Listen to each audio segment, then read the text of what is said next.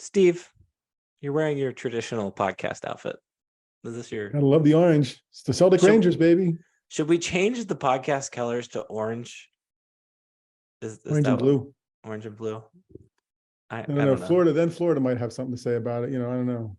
Anna's least favorite color is orange, so she might. I feel like it just allows me to be a little less. I don't wear Penn State blue and white in case I need to say something. Oh yeah, you need to be. It's the old guy journalist in me. There you go. All right. This is the Stuff Summer Says podcast with Steve. Steve, here's my first question for you. Have you joined Threads yet? I have not. Will you? Thought about it briefly. No, it's just one more thing to do, right? Okay. All right. Yeah, I know you have. Congratulations. Does it feel different? How much? No, it's. I hate it. It's worse. Oh, well, then there you go. It's somehow worse. It's both better and worse. It's better that Elon Musk doesn't own it, and worse that it's. I can't DM people, right? There's no chronological feed. I can't see who I'm following. I can't see their posts first. It's annoying. No. We'll wait. I'll let you know. Okay. Anyways, we've got a great show tonight. I don't know what time it is. We're joined by a very special guest, Tyler Calvaruso of Lions247, stopped by to chat about all things recruiting, all things Penn State message boards. It was a very interesting, fun, energetic conversation. So go ahead and listen to that. And then we will get to the rest of the show after the interview. So take a listen and enjoy. Steve, we are joined by one of the hardest working guests I think we've ever seen. This guy, he's constantly updating the message boards with all of his tidbits and facts. Tyler Calvaruso joins us from Lions247. Tyler, how are you? I'm doing well, man. I appreciate you guys having me on, and I definitely appreciate the compliments, man. It's a grind, but we do what we gotta do to keep you old Penn State fans updated on the latest. Well, let's start there. That is, I think, the nature of the message board beast. It is a grind, whether you're a fan trying to weed through and find and determine what's fact from fiction and all of that. But for you, why go towards the message board side, and why go really towards the recruiting side of this business? Yeah, so going back to when I was in high school, I actually had a subscription at 247 Sports. It was the all access VIP subscription, and I had access to every site on the network. I was just really into recruiting. Me and my friends were really into recruiting because we played football. So, it was something that we kept an eye on. I remember whenever we'd have study hall, we would go on 24/7. We'd look at the rankings. We'd look to see what some of these kids were doing. So that's where the interest in the recruiting side of things for me really started. And then, just as I went on, it just felt like it was something that was natural to me, covering recruits, connecting with kids, generating these relationships with them, and, just covering them really start to finish.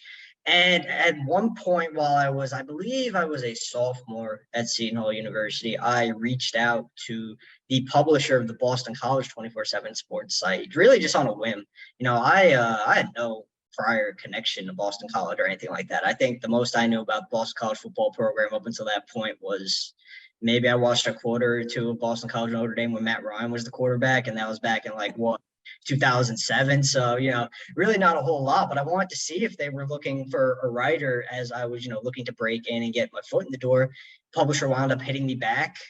And he was looking for some help, and really we just went on from there. I did a lot of other stuff as well. I covered Seton Hall University basketball beat for a while. I covered the New York Jets for a while, and I also oversaw the USA Today high school sports site, where I was responsible for a lot of recruiting content and the national top 25 rankings for football and basketball as well. So I've been around the block in terms of trying different things in the industry, but recruiting, I've just really always had a passion and a fire for that, and I kind of stuck with it, and it led me to where I am now. And so let's talk about where you are now versus where you were. Yeah. How are Penn State fans and Penn State message board members different than maybe, the Boston colleges of the world, and how does that make your change and impact your job? The passion of the fan base definitely stands out. It's unlike anything I'd ever been a part of previously. And that's not a slight to Boston College fans, because that's definitely a very passionate group as well. But it's more of a select group because it's a pro sports market. And, there's a lot of focus on the Patriots, the Bruins, the Celtics, the Red Sox, all that kind of stuff. So the college sports programs in the area kind of fall by the wayside. And, Boston College, they haven't had a ton of recent success. So that plays into it as well. Penn State fans, they're locked in on a daily basis, 24/7, 365. There is never a day where the fan base is not looking for new information, not interested in learning more about the program or what's going on in the recruiting trail. So, and I love it, man. I love that passion. It keeps me motivated and keeps me driven to provide, the best content possible and really just continue that upkeep of information for our subscribers. I think that's a really important thing. They trust us to provide them with the information that they're craving, and we look to provide that on a daily basis. Is there content that is going to, I mean, if people are that interested all the time, is there content is always going to resonate, or are there stuff that you throw up there and think, I don't know if people are going to pay attention to it? I mean, or is it like, what kind of things are going to work on? Are there other things might be surprised about, or are there no surprises with the fan base that's interested? That's a really great question, man, because there are definitely some pieces that, do better than others. I think, I think a lot of the Penn State fans, specifically, on Lions247, they're looking for that recruiting fix. They want that intel. They want to know what's going on behind the scenes. They want that latest buzz. So our recruiting stuff does really, really well. And, obviously that's my focus given what my role is. So I just think any information that I can provide on a daily basis, really, whether it be an article, a post on the message board, a post in one of our many threads on the message board, I think all of that, it always plays really well. I don't think there's ever really a bad time for that kind of stuff. When you start doing free pieces, you take a look back at prior recruiting classes, how things panned out, just kind of more exploratory pieces like that. You're never quite sure how they're going to be received because, it's a different kind of content that I'm publishing. But I've never really had an issue on any side. I just think the Penn State fan base being what it is and its constant passion and the desire that it has to read about the program and just learn more about the program in any way it can. I feel like all of our stuff really hits home for the fan base. And that's something that I really like about this job. I never feel like anything that I'm writing is falling on deaf ears or any of that nature. I feel like it's all read and registered. And then, the best part about the message board industry is we get feedback, we get direct comments, and we get to engage in discussion with our subscribers. That's my favorite part of it. I like to think of myself as a people person at least. So I like engaging with our guys for sure. When one of the key differentiators between any Penn State site or source for you guys is the fact that you provide that inside intel of recruiting. How do you build those relationships so that you can get that inside intel to share? And how does that process work for you as a writer? Trust is the most important thing. You got to just build up relationships with people in the know, and they need to trust that, you're going to report their information the correct way. You're not going to take any unnecessary liberties. You're not going to cross any lines, and you're going to convey the information in a way that is respectful to all parties. And I think the biggest part of that, at least for me, this is the approach that I've always taken, is when we're dealing with high school prospects and high school recruits, you never really want to paint these kids in a negative light. You always want to try to make them look as good as possible, because at the end of the day, they're teenagers. They're navigating a really difficult process for themselves. There's a lot of moving parts behind the scenes in every recruitment, right? And sometimes that makes certain recruitments more interesting than others in terms of outcome and just how a recruitment goes from point A to point B in terms of a commitment or a decommitment or anything like that. So I think representing, the people that you trust, or that people who trust you to give information, I think, representing them is definitely a pretty big deal, because you can't, this is one of those industries where you don't want to burn bridges. It's one of those things where you got to be able to maintain trust with the people you talk to. I feel like for me, that's definitely the biggest thing. There's so many bridges, right? There's parents, there's coaches, there's the kids. What have you learned the most through the years about trying to balance all those different parties, right? And know who to get information from or who to trust when someone's telling you something? It's interesting because you got to approach it from all angles, right? You can't just take from one source and ignore the others when you're covering a recruitment, because there are different angles to everything. You take too much from a coaching staff, and you kind of, the picture gets skewed a little bit, because you got to talk to the parents, you got to talk to the coaches, you got to talk to the trainers, and most importantly, you got to talk to the kid, because that's a direct source. He's the one who knows what's going on more than anyone else. So you got to give all parties a fair shake. So every time I cover a recruitment, I like to make sure I cover all of my bases pretty evenly. You talk to the college coaching staffs around the nation, you talk to the recruit, you talk to his parents, you talk to his high school coaches, his trainers, anyone you could really get a hold of to generate a good idea of the big picture of that kid's process and, where things might be heading with him. And, in terms of maintaining those relationships and that respect and that trust, You know, it might sound cliche, but I really feel like you just got to be as transparent as you can be, and you got to be yourself. You know, you got to open yourself up to people and let them know that you're in this process with them and that you can be trusted with some pretty delicate things. And, you know, not everything that you were told throughout the course of a recruitment that you cover is for public consumption. You know, there are some things that go on behind the scene that you were entrusted to keep, you know, to yourself. And that's a big part of it as well. If you show people that you can be trusted in that way, it goes a long way in helping you advance in this industry. What I'm not going to ask you to divulge your sources or anything like that, certainly, but what maybe percentage or number of your conversations are with high school commits or future high school commits, their coaches, or maybe somebody that works inside the Penn State or maybe other programs? I genuinely do. I genuinely do try to keep it even, just because I like to, you know, get that big picture view of a recruitment. Because, like I said, you know, if you spend one time, just so much time talking to one source and kind of not necessarily ignoring the others, but, you know, not placing as much emphasis on them, or not, you know, taking their information into account as much as another source, I think you kind of lose sight of what's really going on, because there are always multiple angles, you know, especially in recruiting, man, with multiple schools always being involved. There's only so much that one party might be aware of, right? So, you know, you're always going to have to go to multiple sources. So, I mean, obviously the college coaches at the end of the day, you know, they're very valuable, and we appreciate, you know, their willingness to share anything with us whenever they're willing. You know, that's definitely a valuable tool. But high school coaches as well. I've dealt with so many great high school coaches early in my career, and there's so many guys out there who are willing to help you, you know, do your job at the highest level. And I love working with those guys too, because it kind of goes hand in hand, because you always come across high schools where, yeah, you're covering one recruitment, but then you kind of, you know, see another kid during a workout, you unearth his potential, and then you start to realize, there's a lot more than just that one recruitment going on at that school. That's one of my favorite parts about this gig, man. You know, kind of not necessarily finding those hidden gems, but, you know, stumbling upon kids who are early in their process, developing a relationship with them, and really just seeing how their recruitment plays out from start to finish. That's one thing that I really enjoy. And then, of course, with the recruits themselves, you know, you need to make yourself available to them. You know, at the end of the day, you just got to be on the same page as them, right? You know, you got to be reporting things that they're comfortable with. So I definitely, all three sources are different, but they're all appreciated in different ways for sure. You're serving fans, you're dealing with all those constituencies. Who are you competing with? At the end of the day, I mean, it's just the other outlets in the industry. You know, On3, the newer one in the industry, they do a really great job. Rivals, I mean, Rivals has been around forever, right? You know, that they're good at what they do.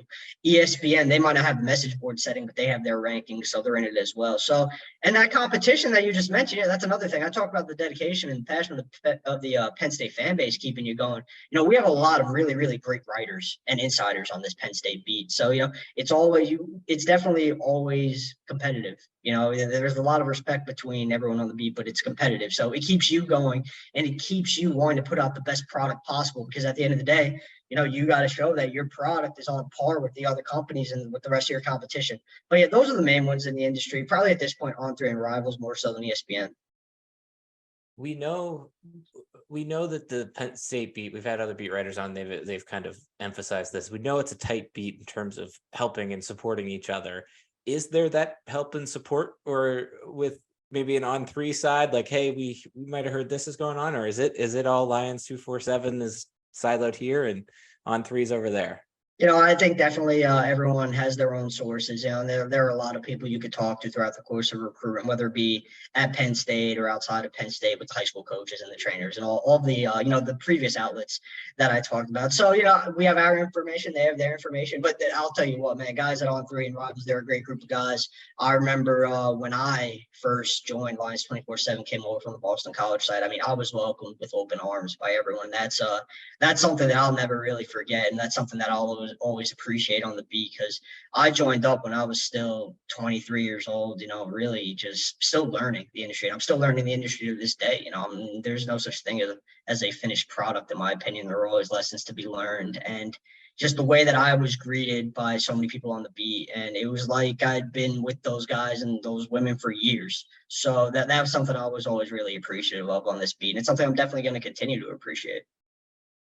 When one of the most interesting aspects to what you do / the whole industry of recruiting, to me, is the crystal ball. Mhm. Can you explain how the crystal ball works from your side, and kind of how that process happens, and you know, your confidence level and what that means and things like that. And also how do you balance not ruining a kid's moment, because that is part of the kid's moment of putting the cap on or holding up the dog or whatever however they want to announce their commitment. This is a really good question. It's one that I get asked on the board pretty often. I'm sure, you've seen that. And I've explained my crystal ball philosophy a bunch of times, but I think it's so the crystal ball, just for those who aren't familiar with the tool in general, it's a predictive tool for where the recruit might end up at the end of the day. And it's fluid. We always say recruiting is fluid. And for me, I don't use the crystal ball like some other analysts do at our network. I think while some are more, they use it as more of a true predictive tool and use it to indicate where things are trending early in the process.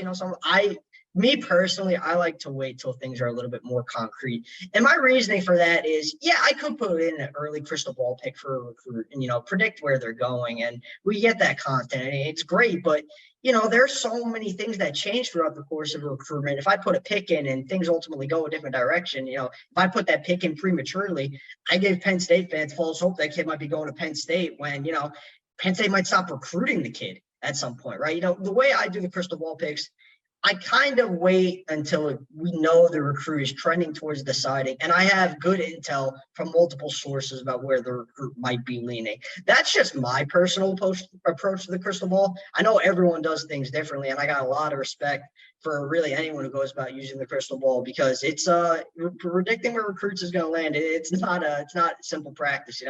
It's tough, man. In terms of confidence level, this is a relatively newer feature for us, because when I first started at 24/7, we didn't have the confidence level. Obviously now we do. I believe that's maybe a couple years old now. I think I don't put a pick in unless I feel my confidence level in my predictions at a 6 or a 7. There are a couple of instances where I've done a prediction for a 5, but that's either when a recruit who I crystal ball elsewhere, he commits to a school, then he backs off. And I'm not, maybe if it's a non-Penn State related recruitment, of course, maybe I'm not as in tune with where he might be leaning as I previously was when I was more, locked in with that recruitment. I'll put a crystal ball picking at a 5 in those situations. But when it comes to a recruitment, that Penn State is involved in, I try to make sure the intel and the information that we get is as concrete as possible before going to crystal ball with a pick. And it's usually either a 6 or a 7. And then just the last part of that question, with not ruining a kid's moment, that's a really, really, really big thing in the industry. It's something that I always make sure doesn't happen, because you always want these kids to have their moment. This, especially for the high school recruits, man, this is the biggest moment of their football careers to that point. When they announce that commitment, that's a really, really big deal for them. And there have been instances where recruits have straight up asked us not to put in crystal ball picks, and we respect that 100% of the time. That is something that we don't mess around with. We definitely respect kids' wishes all the time on that, because some they want that announcement to themselves. They don't want any predictions, and they really just want to announce on their own terms and not have any, sort of prediction on where they're going to go. So every recruit's different. Every recruit handles it differently in terms of what they want and don't want with that. But, that's one thing that's never going to happen on mine, man. Definitely never going to ruin a kid's moment. That's just something that I don't like seeing stuff like that when it does happen. Along with all the other variables, it's only been a year and a half or so. How much has NIL changed? What you have to be aware of, who you have to talk to, other places you're listening for information from? How has it affected what you do? It definitely has. It's a new element in every recruitment that we cover, because some kids emphasize NIL more than others. The one thing I will say, and this is maybe kind of caught me by surprise a little bit, that recruits, when you talk to them, you'll be surprised about how little they care about NIL. It's definitely a factor in their recruitment. Don't get me wrong, but they have a lot of other things on their mind. Relationships with coaches, how much they trust the coaches, just development plans, the plans to get to the NFL. Because for a lot of these guys, especially the elite recruits, they view it as, all right, look, I might be able to make this NIL money now. That's great. But my real NIL money is going to come when I make it to the league, when I develop and get to that next level. I want a staff that could get me to that point. So that's something, and that definitely is, NIL is not emphasized over that by any recruiter. I think development, relationships, and trust, it trumps NIL. But for some guys, it definitely is a sticking point in a recruitment. And we're well aware when those recruitments are the case, and we have to cover them differently because the recruitments where NIL is a big emphasis. It's one where it's probably one of the more fluid ones, and there are a lot of things going on each time the recruit makes a visit. So those are the ones you really, really got to stay in tune with. You got to stay in tune with every recruitment, obviously, but when NIL is a big deal, you got to take a look at every visit, every program involved, and you got to be aware of what that program is able to offer on the NIL front and how that offer stacks up to the other programs involved in the recruitment. How does that differ from a transfer portal kid? I guess do they look more at the NIL, or are they still counting on that NFL check? I think, again, I really think it's dependent on the recruit. I always used to say back when I was covering, Seton Hall basketball, because obviously Seton Hall didn't have football, so basketball was the primary beat.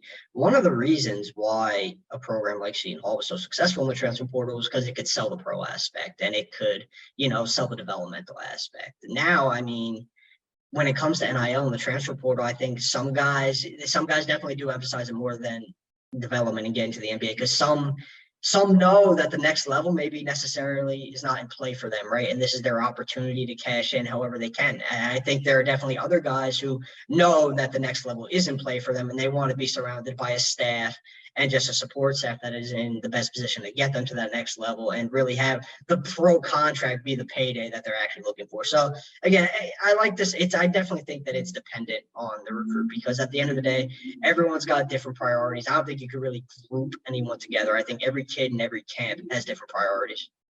You mentioned basketball, and I do see your name occasionally on some basketball recruiting stuff. Mm-hmm. Is that your bread and butter? Is that your comfort blanket, so to speak, or do you challenge yourself into the basketball space while you're in a football mind? At this point, I'm definitely in a football mind. I think the days of basketball being my bread and butter are long gone, because at the end of the day, I love covering Penn State basketball recruiting because it's something different. And I think, the excitement that the new staff has generated, that's always fun to dive into what they're doing on the recruiting show, because it's definitely a different emphasis in terms of talent by this new staff. They're looking for some different traits than Micah Shrewsbury and his staff were looking for. But at the end of the day, you're covering Penn State, man. Football pays the bills, right? It's just that's the fact of it. So I'm all in on football recruiting at all times. I talk about 24/7, 365. Football recruiting is 24/7, 365. Basketball recruiting is different in that sense, because, you got the live periods and you got your evaluation periods, and there are times where there's nothing going on. And obviously the classes are smaller because there aren't as many scholarship spots. But I've been like I said, when I was doing Seton Hall, my focus had to be there. In Boston College, my focus was more on football. Penn State, my focus is definitely more on football, and I don't even think it's really close. But the basketball recruiting content is something that we view it as important, because there is a taste for it. Penn State is a football first school, but at the end, there's definitely a big contingent of basketball fans within the alumni base as well. So we know it's something our subscribers like, and it's something that we look to bring to the table. How many phone numbers are in your phone? Oh God, you don't even want to know, man. It's ridiculous. Do you have a company phone, or is it? I don't. I have my own phone. Okay. Here, you know what? I'm going to go in my top contacts right now, and I'm going to tell you. Does it say? I have to scroll all the way to the bottom, but I think. Oh my God. And you got to keep in mind that I kind of, I clear some stuff out sometimes. But in the meantime, let me ask you this question. You've mentioned this is a 24/7, 365 gig. Mm-hmm. What is the weirdest place or oddest place or oddest time you have filed a story? I've had to pull over on the side of the highway to file a story before. Multiple times, actually. Kid is committed, and you're driving down the road. That's exactly what it is. And the good thing about recruits is a lot of them will communicate to you when they plan on committing. So to be around at that time. But sometimes kids pop and you're not around, but you have a story written, so at least it's saved on the back end. I just gotta pull over, go on my phone, get the story published. So I definitely had to pull over on the highway a couple of times. I remember one time I had to file a story during a men's softball league game. Actually, that was Carmelo Taylor's commitment. I just got to the field to play my men's softball league, and we found out Carmelo Taylor was committed. So that was the first thing I did when I got to that game. I filed the Carmelo Taylor story. And by the way, the number on my contacts is 892. That is insane. Did you have to come off the bench for the softball game, or did you still make the starting lineup? No, man, I got there a half hour early, so I was good. Okay. Let me ask you this question. This might be it for me then. Why in sports media has changed so much over the last 20, 30 years, really, with the invention of the internet, but yet the message board remains so strong in college athletics. Why do you think that is? I think there's a family element of it. I feel like it's a place where a lot of people go. We talk about sports being an escape from reality of sorts, and a place where people can go to, get away from the grind of their daily lives and kind of focus on something else and get some enjoyment out of that. I think the message board plays a big part in that because, you feel like you're part of something, right? You don't feel like you're just a Penn State fan on Lions247. You feel like you're part of a community of diehard fans. And, you get on the board every day, you get to talk ball with them, you get to talk about anything with them, really. We got threads that go beyond just Penn State football and basketball. Anything is up for discussion on our board. And, sometimes a lot of people are passionate, so sometimes there are debates and arguments that get, kind of heated. But at the end of the day, I think it's all love.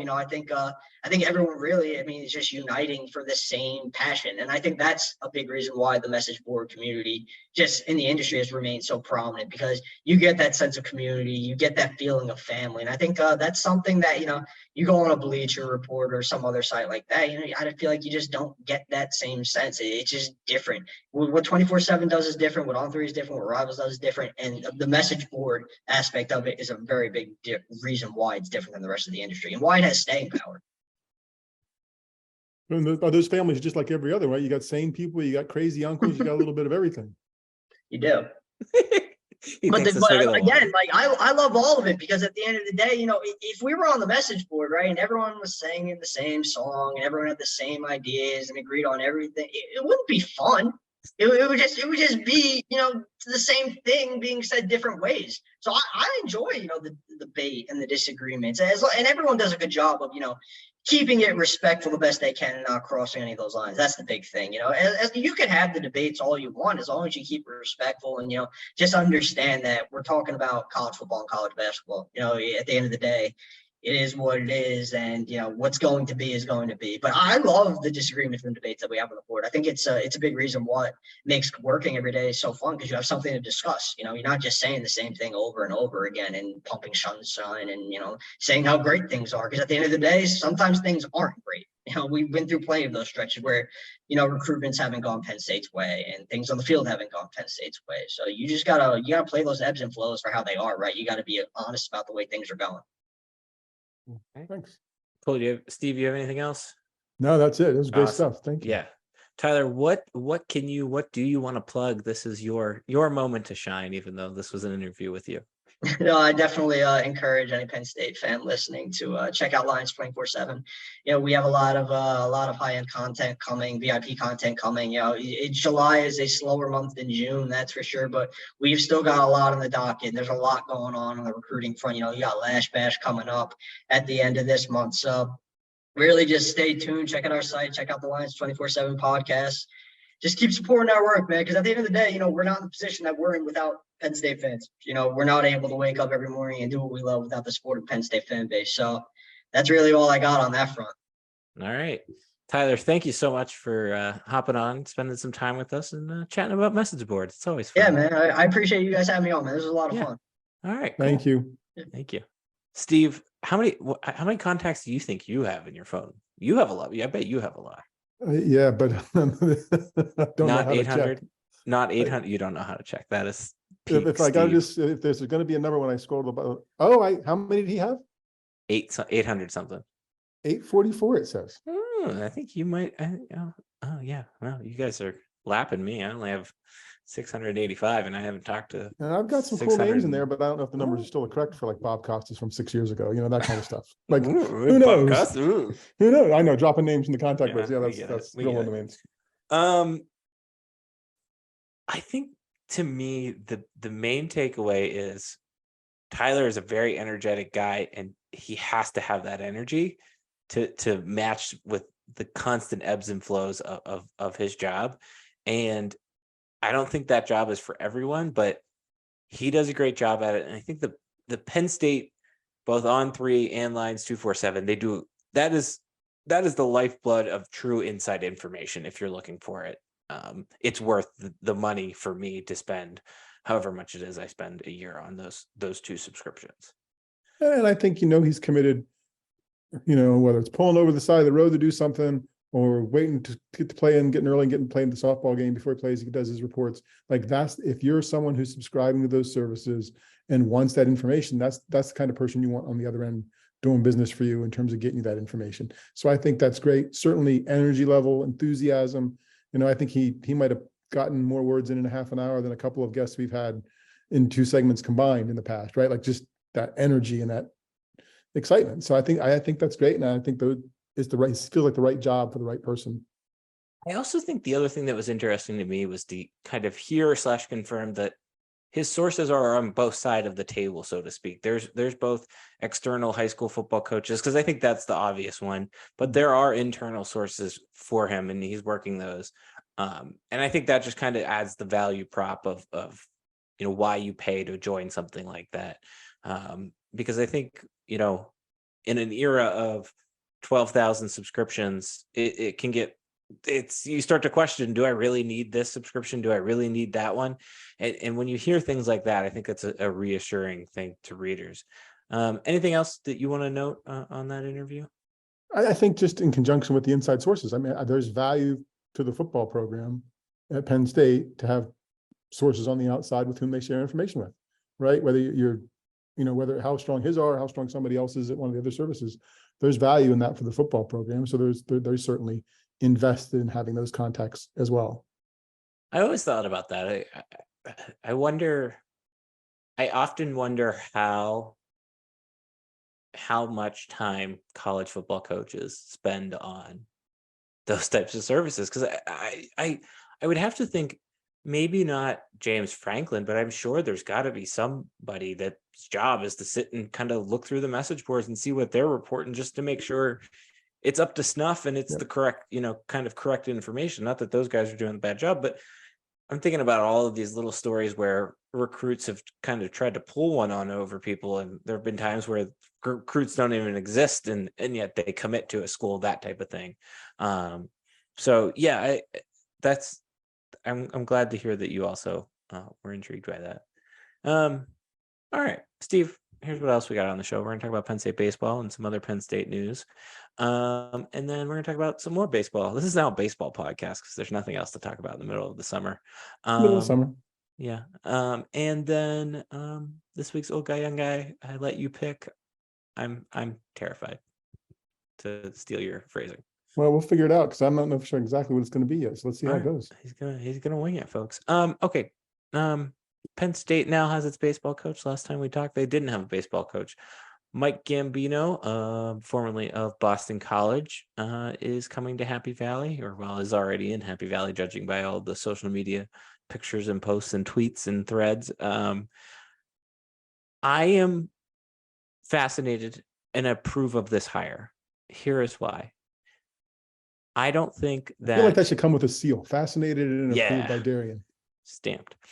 I don't think Pat Kraft is just going through the motions to hire somebody that he used to employ. Like you don't hire somebody just because you're going to have them go through the motions. And I think this, to me, is maybe not the full signal, but at least one of the signals that Pat Kraft wants to make something good out of baseball. Did you have a chance to read Ben's article about the baseball program? I don't know, Ben Jones's article. Yep. I thought that was pretty interesting.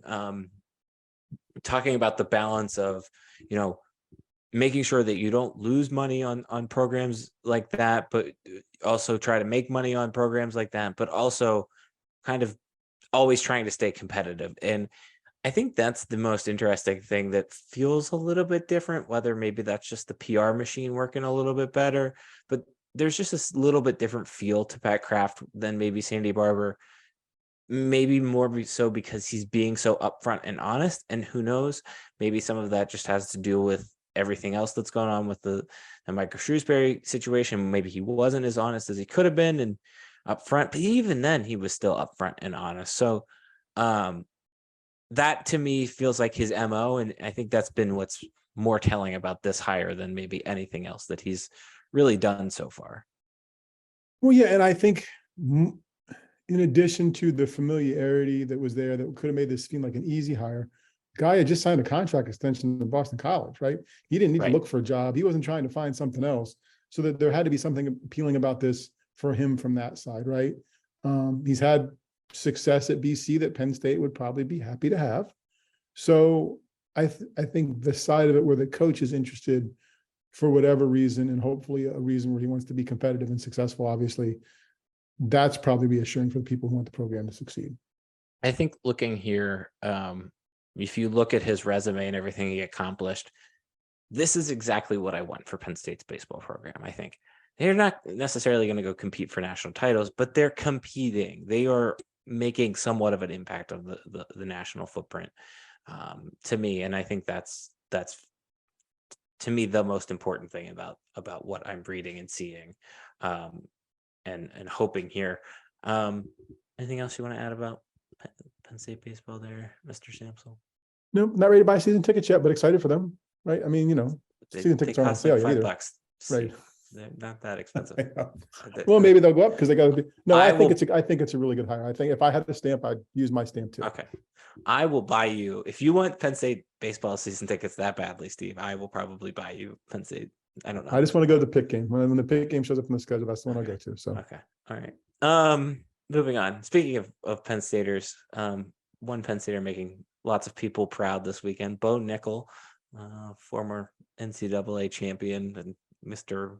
World and all of those other titles, beat the crap out of some guy in 38 seconds. I am not a UFC guy. I have never paid for a fight. I think that Bo Nickel's first title fight, if we can get to that point, which it's trending that way, I will gladly pay. Speaking of other things I'll pay for, I will pay for that fight to watch it, because I just enjoy when Penn Staters succeed. I think it makes me happy. Do you think this is helping Penn State wrestling, Steve? That's my question. no, it's not hurting it. No, I think that yes, I think that's yes, it is. I think it's a testament more so to his personality. I mean, just who he is, right? I mean, they've had success. He just has a way of bringing people around, right? Just a way of, it's not so much a Pied Piper. It's not so much, he just seems like a good dude who is well-meaning and fights hard and wrestled hard. And I think people appreciate that. And I think it resonates with the Penn State fan base. I think there's a lot of older Penn State fans. If you ask some Penn State fans 10 years ago, some hardcore Penn State wrestling fans 10 years ago, what they thought of mixed martial arts and UFC stuff, they'd be like, oh, that's crazy. I bet you there's been a lot of converts in the past year or so, and in the time before that, just because of what's become what wrestlers done. Yeah. I think the most fascinating thing for me is there have been however many, since I've been in college, was in college, however many truly historic wrestlers at Penn State. Mm-hmm. And several of them have gone on to try this whole MMA/UFC thing. None of them have really started to break through, yet everybody's attention is on Bo Nickel. Everybody is looking for him. And I think there were people that I guarantee you have no clue who Bo Nickel was, in the same sense that we know Bo Nickel, but we're tweeting or threading or whatever they're doing these days about him all over my timeline, because people were like, holy crap, he just beat the crap out of this dude in 38 seconds. We were chatting before. You said he hasn't made it out of, like, he's made sure that nobody gets out of the first round. Is that I think that's true. Yes. Yeah. So he's 5-0 now. And yeah. What's different about the MMA stuff? I mean, David Taylor's winning Olympic and world champions, right? So, and deservedly for all that attention, I think the MMA stuff just happens on a bigger stage and with more regularity that people can get behind. Not that they don't get behind the wrestlers, and there's great success there. I mean, the Penn State wrestling program, successful on its own and successful because of alumni.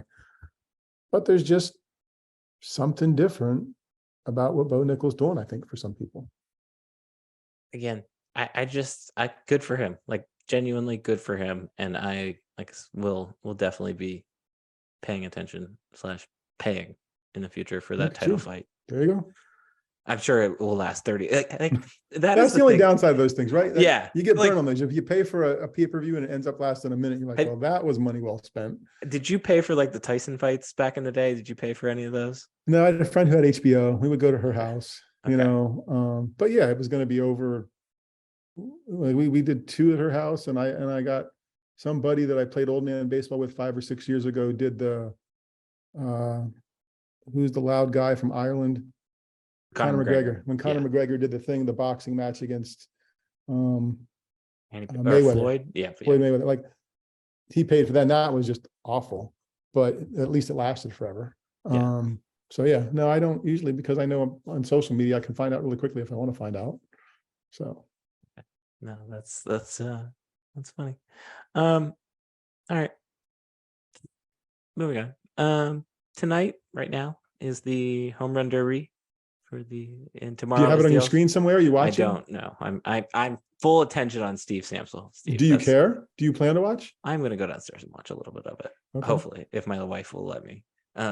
I'm gonna go downstairs. Oh wow, we just went from nice podcast to throwing the wife under the bus Well, in the middle of the podcast. That I did not set that up. I had nothing to do with that. I'm just to be saying clear.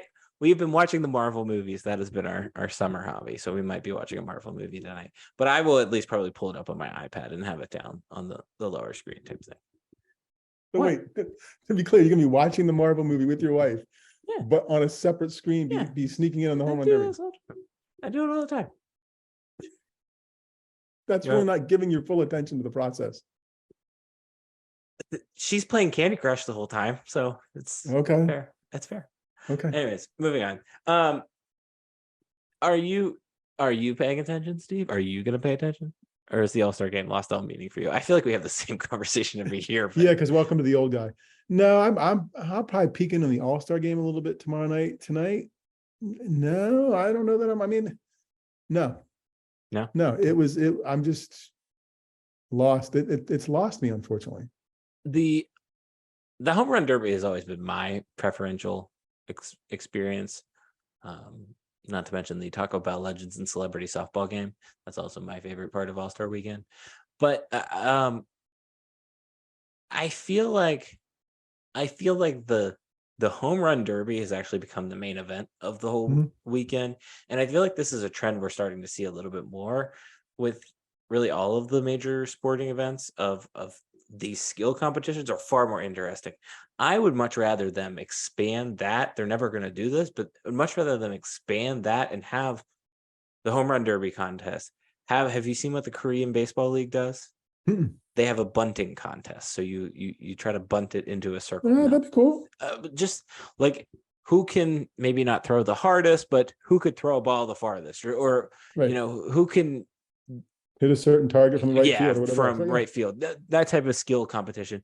To me, that's interesting. That's what I want to see from an All-Star weekend is these athletes doing the thing, being challenged to do the thing that they do the best in different ways. Because that's really what the home run competition is who can hit the most home runs. Now they're throwing them at 65 mile an hour curveballs. They're real easy to hit, but I don't know. I still think All-Star Weekend has a place in American sports. I don't know if it's going to get better. I think it's just always going to kind of be this plateau. I am interested to see, let's say, because baseball feels like it's having a little bit of a renaissance right now, especially after they changed the rules. I think the attendance is up. Things are like that. I don't know if TV numbers are not, but I do know attendance is up. Let's say 5 years from now, I'm interested to see, like, maybe the All-Star game does return, but this kind of goes back to our conversation last time we chatted. They still haven't found an effective way to market the All-Stars. It is impossible to watch Shohei Ohtani. Adley Rutschman, who plays for the Orioles, who I live in that market. Like, have you seen him play baseball? Like, he's probably the best one of the better younger guys. The dude, I forget what his name is, but the dude playing for the Reds right now, case in point, I forget what his name is, but there's just a better job of marketing that they can do with these athletes that I think that would go a long way for helping return the All-Star game to its glory days, if you will.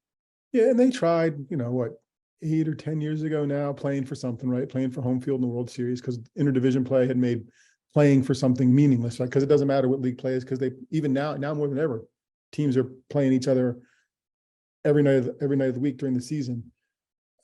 If there were some sort of stakes, that would be helpful, like just to make it feel like the exhibition had a competitive nature to it, more so than it does. And I'm okay with the home run derby having become what it is. And it's a great event. It's a fun event. I just, and again, it's the dominoes falling of the Pirates struggling through the years. Tangentially, my baseball interest hasn't been as strong because my team has sucked.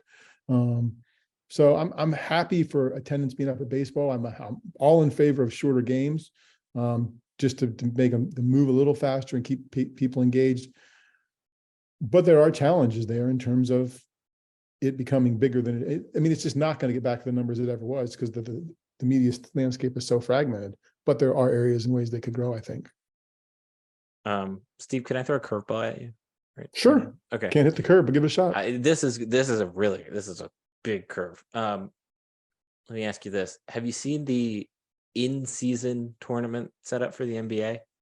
I know it's coming. I don't know that I saw the setup. Okay, so they rolled out this aspect of the in-season tournament where essentially every team gets put into these groups, and then they're going to play essentially like a Champions League of NBA basketball in the middle of the season. Does that get your attention more, or does an All-Star game get your attention more? That may be the first time, right, to see what it does and see how people react, right? Because it's a chance for crappy teams to have a chance to do something different, to do something special. It spices up the season. So yeah, maybe more than an All-Star game, because I feel like I've seen the All-Star game. I mean, I've seen when the old people thought it was special, right? When the leagues were separate and it was competitive, and Reggie Jackson's doing great stuff, and you get Pete Rose beating up some poor guy at home plate, and all the stuff, the Dave Parker throw, like all the things that you're supposed to know through the history of baseball about it, and then they try to fix it. No, I'd be intrigued. I'm not an NBA guy, but I'm probably a little more intrigued in that tournament than I am in the baseball All-Star game, just in some ways, because it's new and different. Something like that being a little more creative and new and different, I will maybe pay attention to it. Like me, I have watched maybe 5 NBA games in my lifetime, and that's a lot. That's a high number, and so that gets my attention. Yes, it does get my attention a little bit more. But again, the NHL has done some of this stuff, right, with their All-Star game, right? They've gone like 3-on-3 and done some things that are different, that at least celebrate the skills of the athletes and allow them to shine in a different way, which may be what's necessary for these kinds of events. I think that's why people in general are struggling with the MLB All-Star game. It's just not as fun, because it's not as fun. It's still very regimented in the roles, and the NBA, they added the Elam ending, and the NHL, as you mentioned, and now the Pro Bowl is a flag football game, and it was one of the highest rated sporting events of the year type thing. It's really got people's attention. So yeah, I mean, at this point, the Pro Bowl is just the Pat McAfee show with a few more people playing football. Yeah. I mean, it's people talking smack, running back and forth, and it works. And it was interesting. Okay. Where else are we going? That's relatively it, except for old guy, young guy. What do you got? Oh, what do I have? I just had something, and it was halfway decent, and then I forgot it. That's why you write Because I'm things old. down. Mm-hmm. Oh, I know what it is. It's a phone question. How old is too young? Is that the right question? To be having your conversations on speakerphone? It feels like this is an old thing to me. Like, my older people I know see I do this, and I'm like, oh my God, please don't ever let me get to that point. In public or not in public? Like in like family semi-public, family coming okay. around, whatever else. Like, unless you are doing something, as in chopping something for dinner, or like it is never acceptable, or like driving, like that's obviously, well, you shouldn't talk on your phone, but like, ours comes through the Bluetooth in the car or whatever, and the speakers. That's acceptable. But the second that you are just like sitting on the couch and you're talking and there's a couple other people maybe in the room, no, that's completely 100% unacceptable. It is the same. It applies to the same thing as people watching YouTube videos on the DC Metro without headphones in, or listening to music without headphones in. It's the same as, have you Oh, reached I that agree. I age agree. now? We have a Okay. couple offenders, and I even called Susan on the other day. She was talking about, not called, like she was happening. I'm like, you are not old enough for that to be happening. Please turn the speaker off and put it up to your ear. Like, sorry. I can understand, like, if you're, like, again, if you're in the middle of doing something, it's fine. But also, like, I don't know, not that they're like, if Anna calls me, right? Like, even if I'm in the house alone, like, the privacy of a phone call, I don't, not that I like the dogs are gonna, like, the dogs are gonna No, listen to me or something, but it happens. Like, I'll see, parents, older friends do it, like that kind of thing. I'm like, oh, no, don't let me get that old. So yeah. All right. Yeah, no, I'll keep a firm watch on that for you, Steve. There you go. That was my old guy. Okay, that's good. All right. Let's see. It's probably be too late once you listen to this podcast, but we do have a newsletter coming out. No, it won't be. If you listen on Tuesday, if you sign up on Tuesday, there's a good chance on Wednesday when I hit send on that newsletter, your email will be in it, but you have to sign up for the email, which is at stuffsummersays.com/newsletter. We've got a website, which is stuffsummersays.com. Steve might be having something coming this week. I think it might be a joint venture between Steve and I again. And then we'll engage other people to contribute theirs, yeah. I hope. We'll figure that out. I'm excited about it. Steve's been hyping this one up. So we've got that coming on the website. Let's see, what else do we have on the old docket? We've got a YouTube page somewhere in here. Thank you to Tyler for spending some time with us this evening to chat about his job. My Twitter handle is @StuffSummerSays. Yours is At Steve Samsel. What about your thread? It's the same thing. I was gonna say, Steve, can't wait. That's why I got on there early, because I'm like, all those people, they're gonna be like, oh, what's Stuff Summer Taking Says? Darian saying, Yeah. Mm-hmm. No, I'm saying somebody's gonna steal at Steve Samsel. Other than that, 5 stars, thumbs up. We will talk to you soon. Did I miss anything? Going once, twice. Great. Yeah. Bye.